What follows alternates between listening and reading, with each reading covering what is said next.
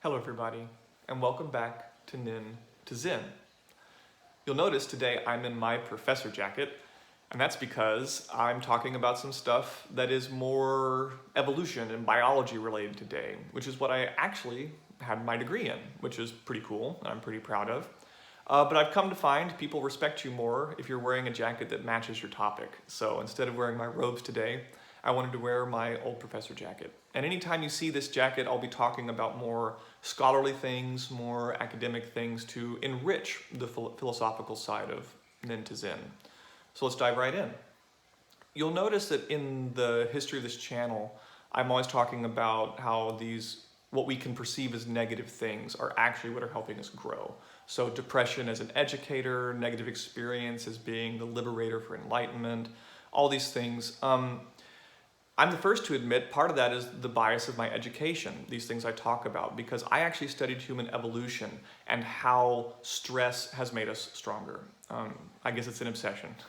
But to tie it to the channel, I just wanted to help us rethink about how we think of this word stress. Because in psychology and in day-to-day use, when we say we're stressed, we're talking about things like this anxiety, a tightness in our chest, too much to do at work.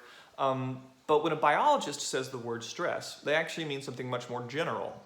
And that stress is anything that pushes the body to return to equilibrium or causes a strain on the metabolic system. So hunger is a stress, heat is a stress, cold is a stress, disease is a stress. Anything that makes our body go, ugh, I don't like this, and then seek its opposite to bring it back into balance. So jumping in the pool when you're hot, or eating ice cream. These are all things that are relieving the stress of heat. So obviously these things are just as annoying as the feeling of tightness in your chest. But if you look at evolution, you start to realize that just like depression, these stressors are great teachers, and they made us who we are. The reason our bones are dense is from carrying heavy loads. The reason our skin is the color it is, depending on where you are in the world, is related to the stress of UV light and the changes your body has made to acclimatize to that stress. All these things that used to freak us out in the past are now the things that have made our bodies as universally adaptable and strong as they could possibly be. So clearly there must be some form of good stress. Obviously, any form of organism can be overstressed and go kaput. If you stay in the desert for too long with no water, if you get hypothermia and like Titanic style, stress can go to a breaking point. However, if you can change your relationship with stress and start using it like medicine, a little bit of stress here and there, but healthy stressors, the more you will be able to evolve in your own life to handle higher levels of stress. Taking it straight to heat, which is what I studied in my master's thesis, every single human being, unless you have a pre-existing health condition, is able to acclimatize to heat and humidity. Obviously, that's really hard to consider when you're living in Houston, Texas, like I am, but you'll find that if you are forced to stay outside for at least a couple hours a day for 2 weeks, the heat won't be so bad anymore. If you're stuck in the heat for 2 weeks with no relief, it's probably going to kill you. But if you go 2 hours a day for 2 weeks, next thing you know, you can spend 4 hours outside. Next thing you know, you can spend 6 hours outside. Your body starts to sweat more because it's producing more coolant. All these things start to happen, and all of a sudden, this stressful thing that is gardening or riding your bike in Houston is a lot easier to do.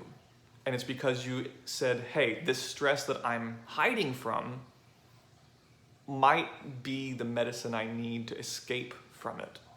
Same goes for cold. If you're not used to cold and you start taking a cold shower every morning, it's going to be real uncomfortable at first. But after a while, that cold shower starts to get really, really comfortable. And then the next time you're stuck outside, maybe in the freezer section of the grocery store with shorts on, all of a sudden the cold doesn't bother you so much anymore.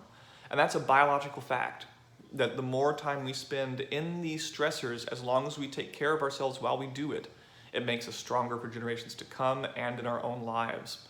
So think about what you want the version of humanity to be in your world. Do you want humans to be sensitive to the cold and heat, or do you want humans to be these things that can go out into any environment like we have in the past? Because we have.